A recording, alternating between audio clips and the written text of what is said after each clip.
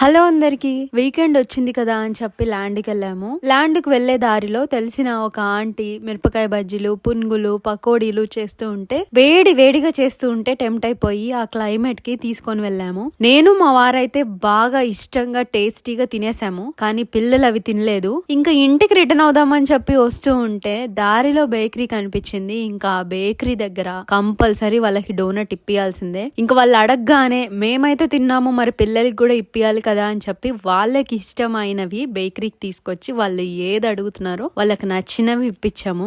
ఇంటికి వచ్చేదాకా కూడా ఆగకుండా దారిలోనే కార్లోనే తినేశారు. వాళ్ళ ఫేవరెట్ అయితే అంతే. అదే ఇంట్లో తిండి పెట్టాలి, తిండి తినంట్రా అంటే మాత్రం నన్ను ముప్పు తిప్పలు పెట్టి కొంచెం వాళ్ళ ప్లేట్ ని కంప్లీట్ చేయడానికి 1 గంట టైం తీసుకుంటారు. అదే చాక్లెట్లు, బిస్కెట్లు వాళ్ళకి ఇష్టమైనవి మాత్రం 2 నిమిషాల్లో తినేస్తారు. నాకే ఆశ్చర్యం వేస్తుంది వీళ్ళు తిన్నారా పాడేశారా అని.